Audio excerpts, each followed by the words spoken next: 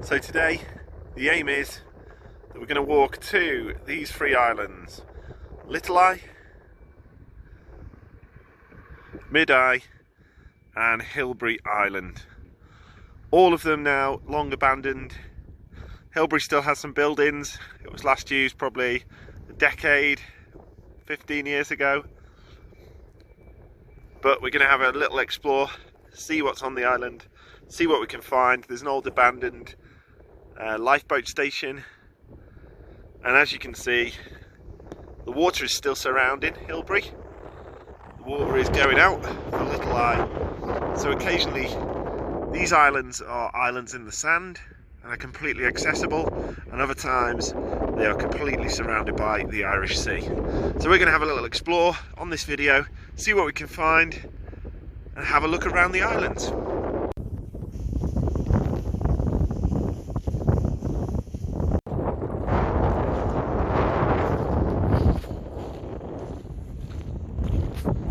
This is our first part of our island adventure. This is Little Eye. So we're currently walking through the sea. It's very shallow, the tide is on its way out. But we should reach Little Eye in about 10 minutes. And then we'll move on to Hilbre. We've got a little wait until we can get to Hilbre for the tide to completely go out to make it accessible in some way. But for the time being, we'll work our way through this little bit of water to our first island, Little Eye. So we're now on Little Eye. We've just arrived. You can see the sea is still surrounding us, circling us, but we're on this little prominence.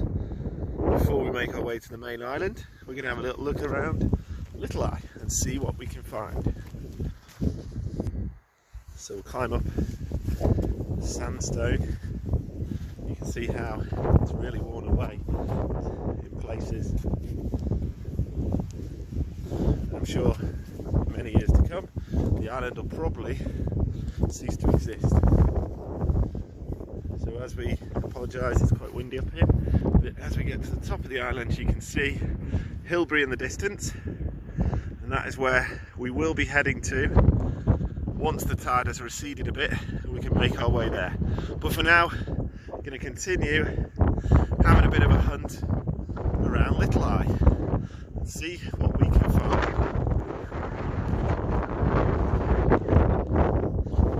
It's a beautiful island, beautiful sandy little outcrop. You can see over there the mainland surrounded by water. This is a great place if you wanted to come and camp on islands. So we've got a little wait until we can get to Middle Eye and Hilbre. The tide is taking its time to go out, so we're just going to have a little chill in this area. We're nearly surrounded by water. We've got one little escape route there, and there's Little Eye that we just had a little look around. Only a really small island, hence the name Little Eye. Apologise, it's very, very windy. You can see in the distance there is Wales, and just on the edge is what is called the Point of Ayr. And you can see the rocks starting to show on the run up to Little Eye. And when it's shallow enough, we'll make our way over and start our walk to Little Eye and Hilbre Island to have a look around these abandoned places. So you can see the buildings on Hilbre there. There are many different buildings. Some they use occasionally, but nobody stays on the island anymore. It's not inhabited. It is just left to the ocean and to visitors. So we are just starting our way towards Middle Eye now, the second of the islands. We had to wait for the tide to go out enough so that I could wade through the remaining water. We're just working our way along this rock formation now towards the Middle Island, where we'll have a look at the caves, we'll have a look at the structure, try and get on top of it if we can, and also then make our final way towards the main island of Hilbre. So we've got all of this to go. See you soon. So we're now coming up to the Middle Island, and we're going to go and explore a little cave that we can see ahead of us. You can see where I've come from, so we had to wait quite a while for the tide to recede a bit. Just over there, a little bump in the distance, is Little Eye, where we had a look first. We've walked along this little causeway, now the water has receded, and we're going to go and have a look at this little cave. Interestingly, this bit here, that used to have an archway on it that has washed away. I think there is still one on the other side. We'll go and have a little look, we'll have a hunt around that area, and we'll show you around the whole island. So you can see our little cave there is where we're going to head to and have a look to see what we can find. And you can look out there right over to Wales. So you can see how steep some of these cliff formations actually are. We'll have a little peek around this corner. And we're going to be working our way around there afterwards. And we'll try and get on top of the island as well, on our way to Hilbre.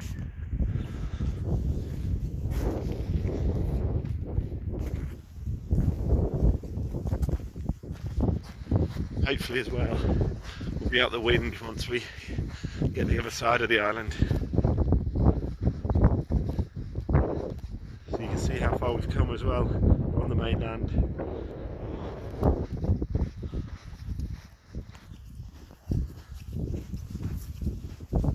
As we walk up this really beautiful sandy beach made of sand and very, very worn shells. We'll have a little look through this little cave.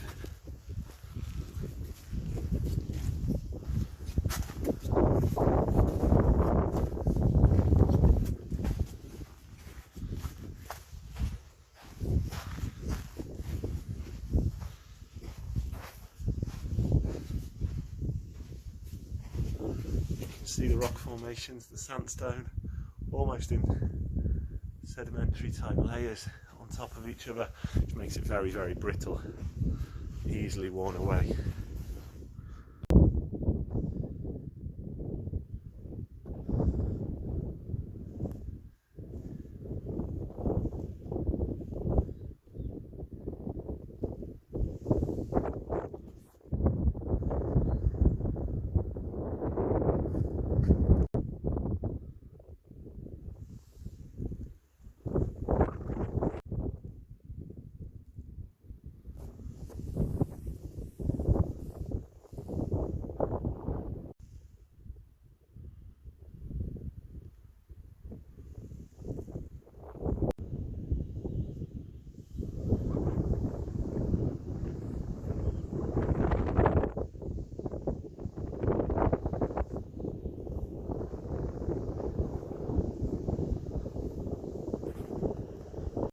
So we're on Middle Eye now, approaching Hilbre. You can see Hilbre just in the distance there.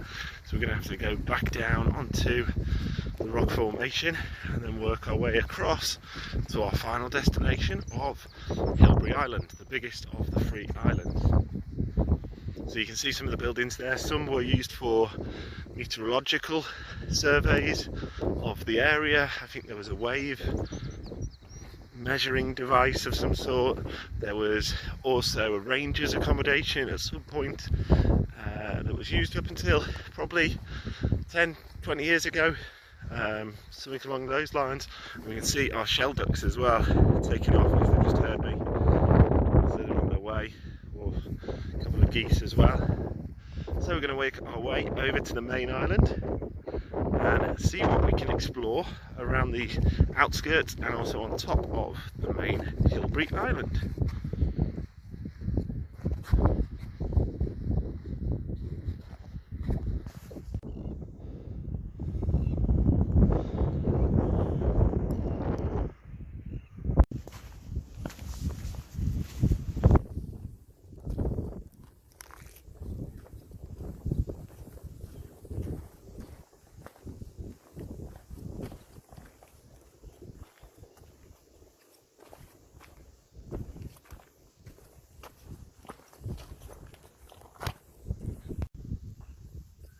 See some of the cave structures that have formed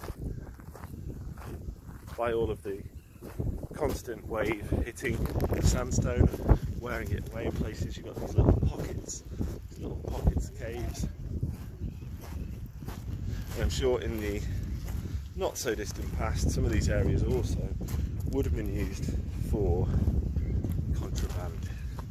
So smugglers would probably bring things from Ireland, would drop them off places across the coast, including this kind of area as well, where then smaller boats could pick them up and take them into the mainland.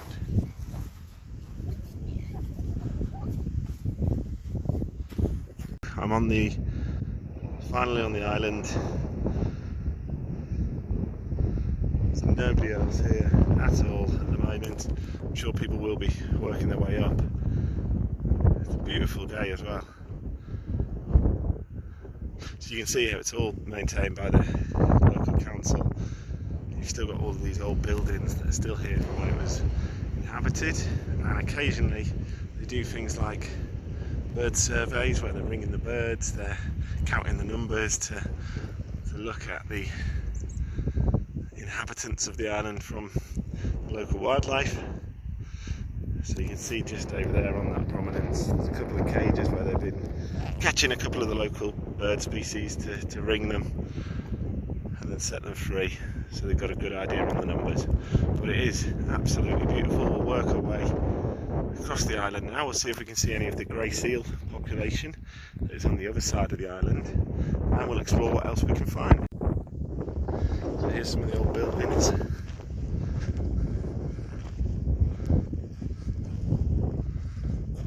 Beautiful structures, and some of the old buildings over here as well, like cabins, no longer inhabited, but still in pretty good condition. So this observation deck probably would have had a lighting as well at some point to warn oncoming ships, as part of the lifeboat station that's further down as well.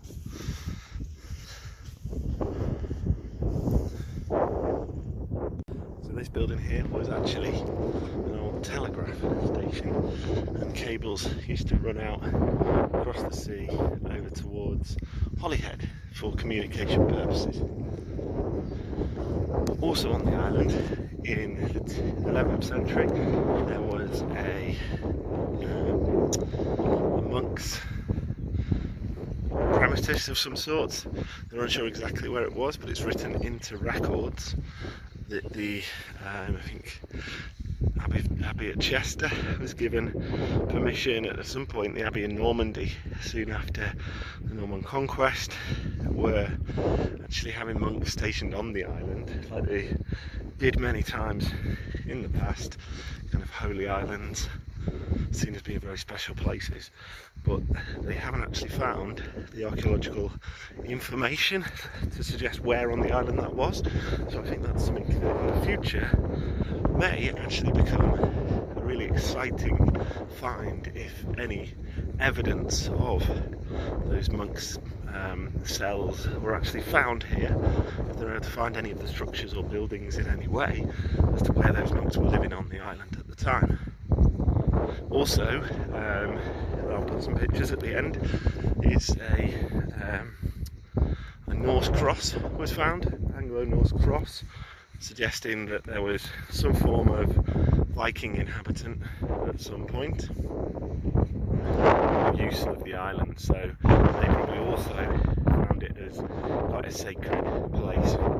Obviously the Wirral is well known for its Vikings, well known for its Viking inhabitants, so that would really make sense that at some point there was a lot of Viking activity on this island. But it'd be interesting to know if there's any more archaeological evidence of that Viking inhabitants on the island, and if there's more to be found in the future. So we're going to make our way now to the old lifeboat station. It's just on the edge prominence of the island, and if we look out there, you're looking out for miles all the way to Ireland, the Isle of Man, with nothing else in between.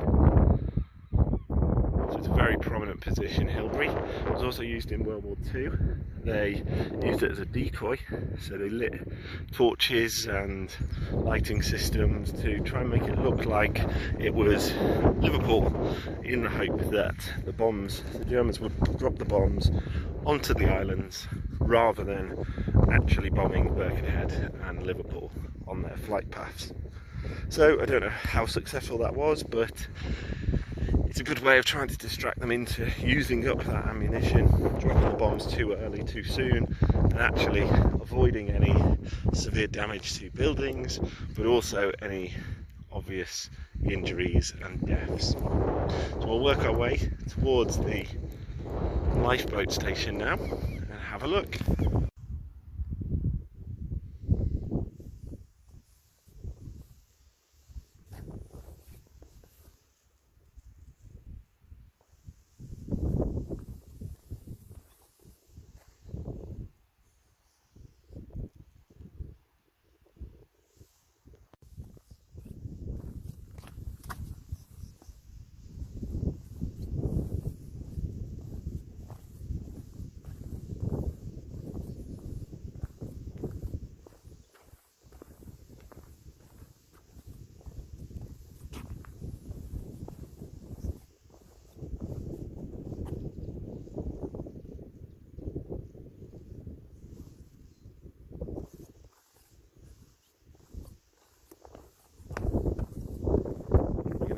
Go inside the abandoned lifeboat station.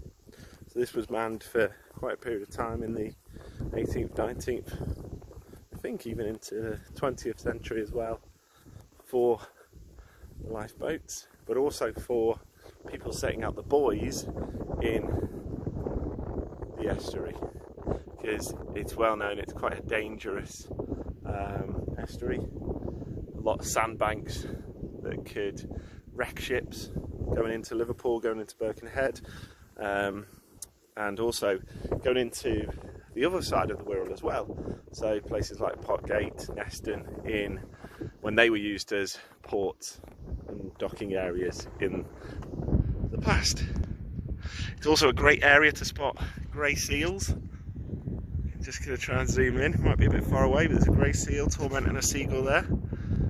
Just see its head bobbing up and down. Hilbury's well known for its seal population. There's another one just in the water here as well. I'll find it for you. There we go. You can just see their little heads popping out of the water, chilling out, eating fish, and then when it gets sunny, they go out on the rock formations there to relax and to chill out. But yeah, well known for its grey seal population all around the island. So we'll look out, you just see the little heads bobbing up and down in the water, the grey seals. Let's go and explore the old lifeboat station.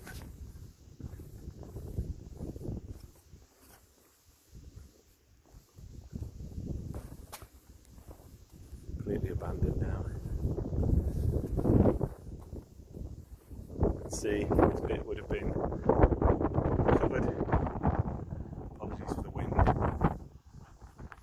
You can see what's left of an old fireplace and chimney that would have heated the lifeboat station. It would have only been a small area and a small upstairs part, and then this would have been your launch for the boats straight into the sea.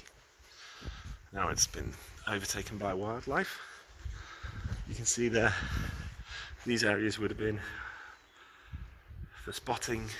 It's been replaced and repaired over time as a bird hive, but actually you can still make out the old outline of the building that would have been used for many years by the lifeboat men in order to rescue and save anybody stranded in the estuaries, the Dee and the Mersey estuaries.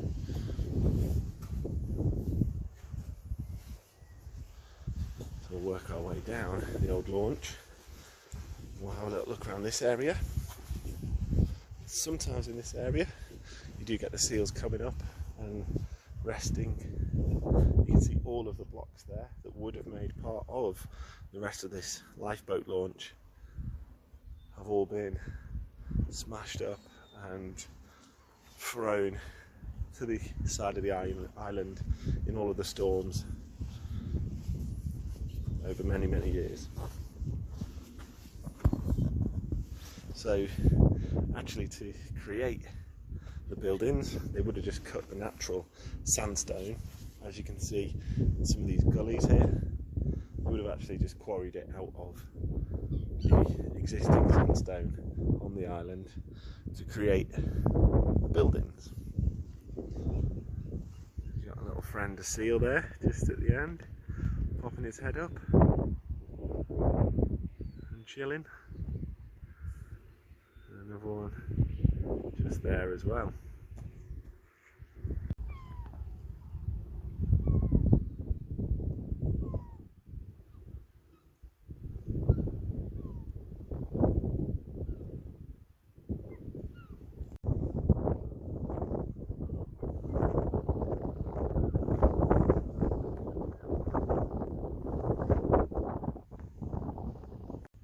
A little grey seal peeking his head up.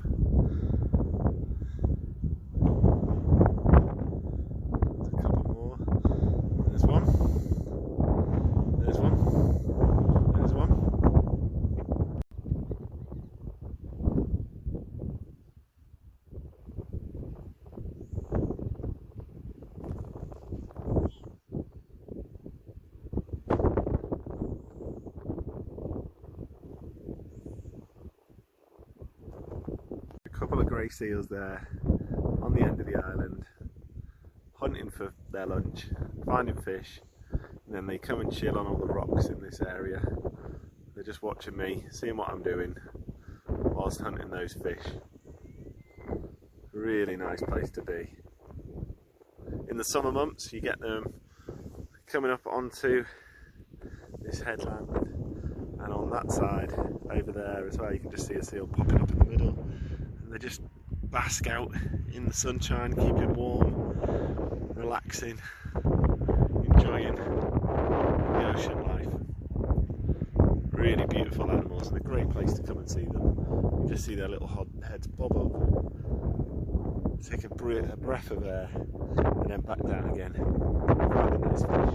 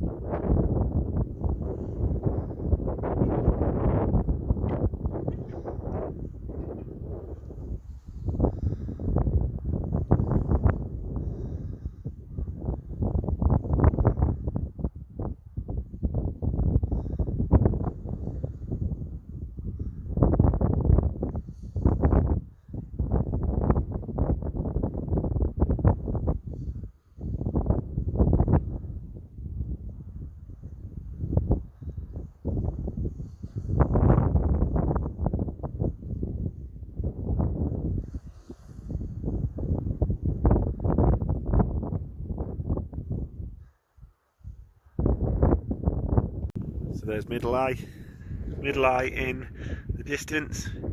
We're still surrounded by quite a lot of water here, and here is the lifeboat station we've just had a look at as well. So you can see how much of the slipway for the lifeboats has completely washed away, but we're left with now this beautiful animal sanctuary, bird life, seals, and for people to be able to visit and see. It really is a beautiful area.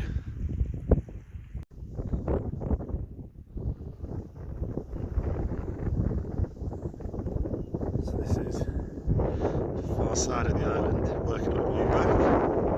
You can see all the little coves where the water has washed it away, and where they've repaired areas to make sure the buildings don't fall into the sea.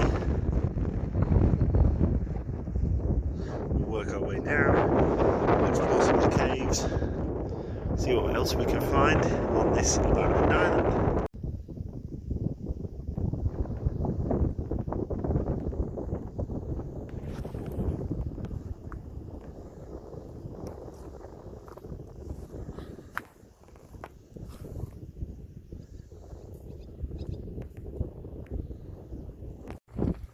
So this side of the island there is a cave which is actually quite tricky to get to now because of the way the sandstone has eroded.